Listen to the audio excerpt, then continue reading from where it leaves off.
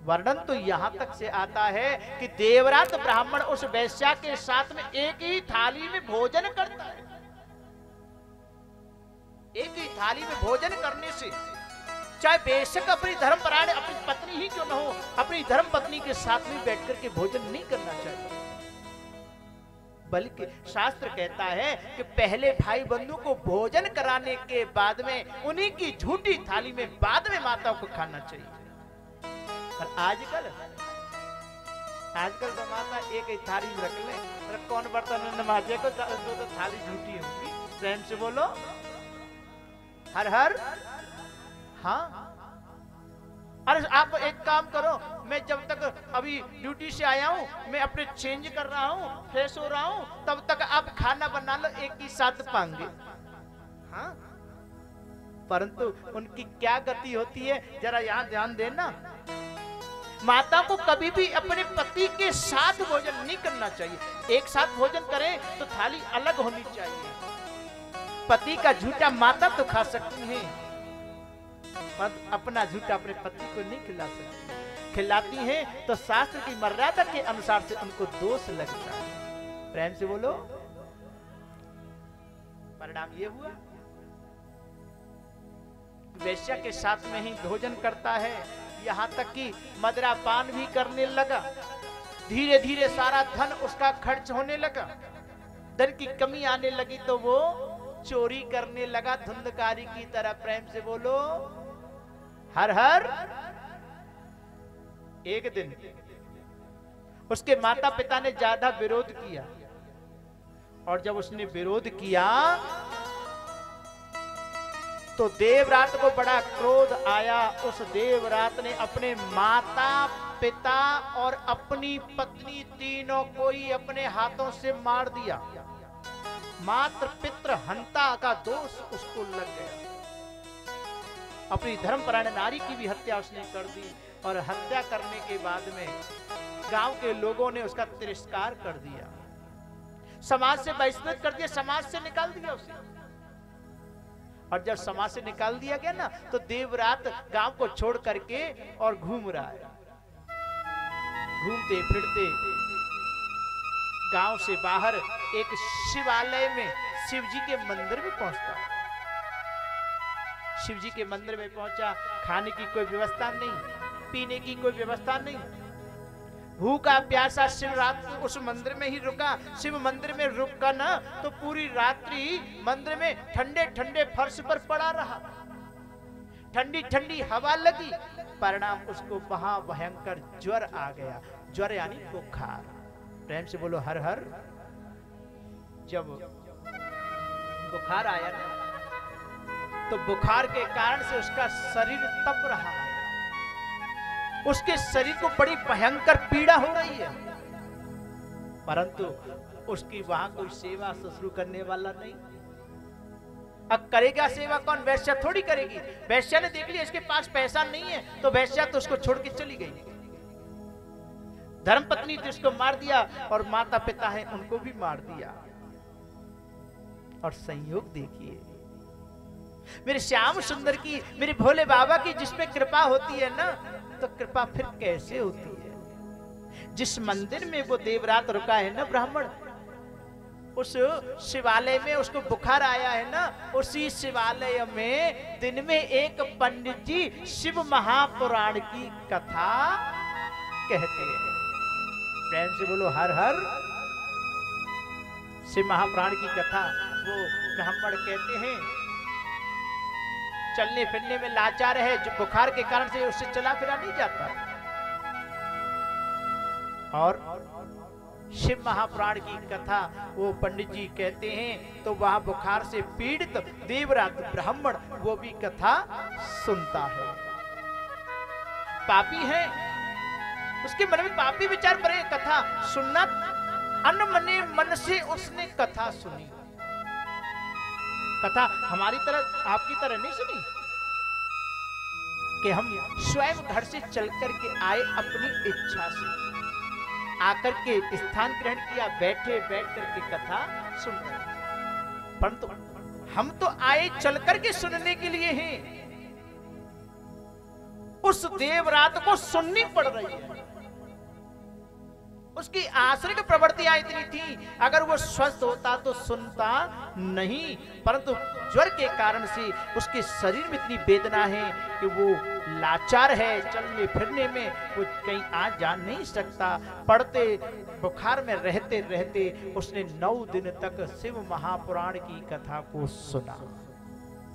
और शिव महापुराण की कथा सुनी ना, तो शिव महापुराण में सूत जी महाराज कहते हैं कि देवरातस्य मा शांति ज्वरेणाम पीड़ितो मृतः।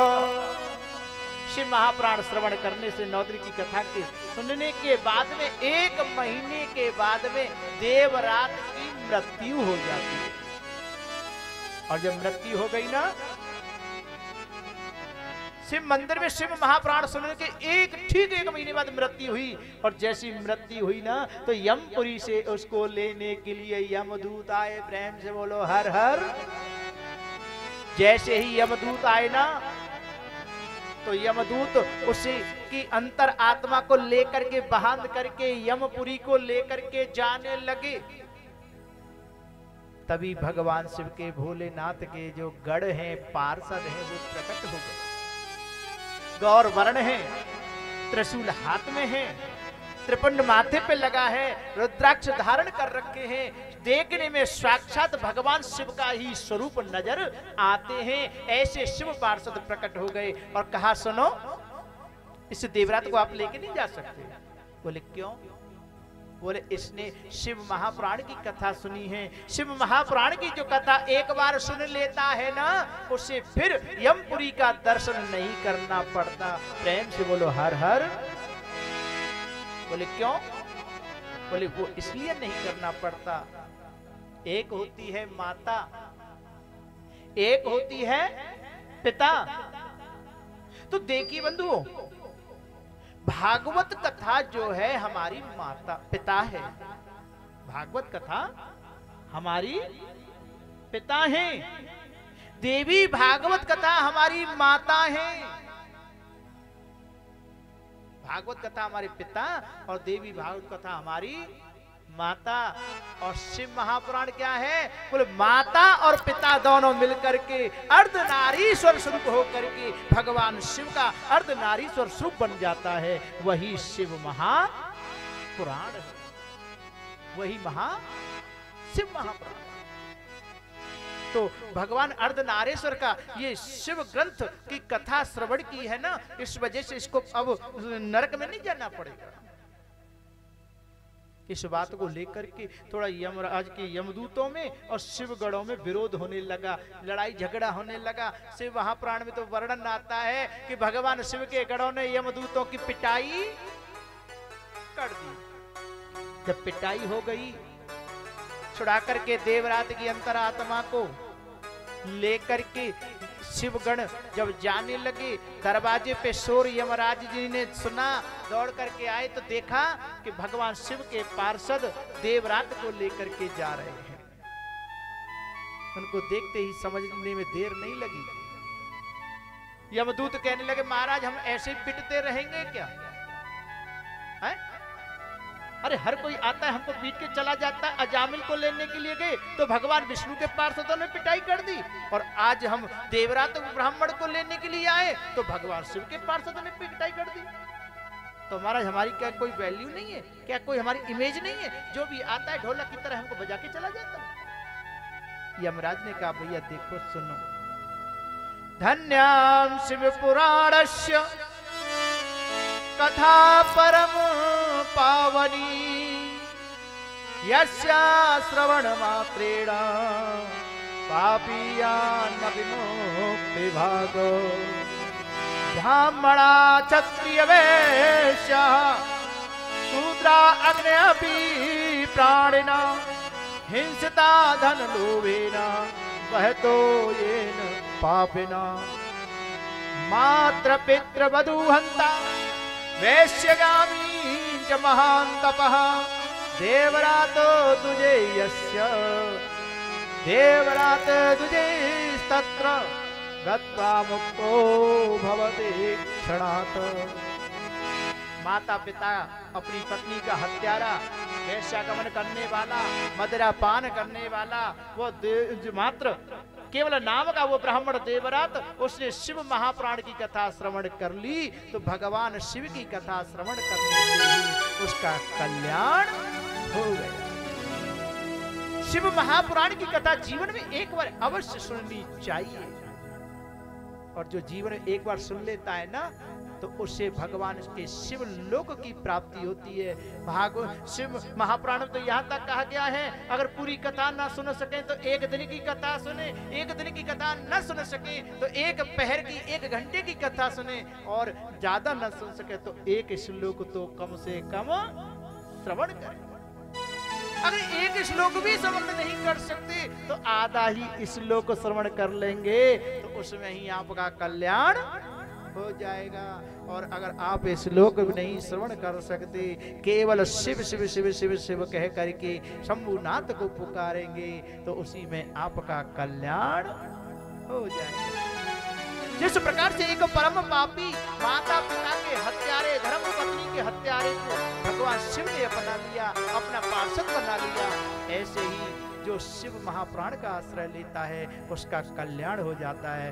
बोले शिव शंकर भगवान की, बोलिए कृष्ण कन्हैया लाल की। तो पहली कथा देवरात ब्राह्मण की समय के अनुसार से थोड़ा संक्षेप की। दूसरी कथा आती है शिव महापुराण के महात्म्य की, जिसमें चंचला नाम की एक वैश्या है। समुद्र निकटे देशे ग्रामो वास्कल संज्ञक बसंति यत्र पापिष्ठा वेद धर्मो जितार्जना। समुद्र के किनारे वास्कल नाम का एक नगर है। उस ग्राम के समस्त नर नारी इतना घृणित कर्म करते हैं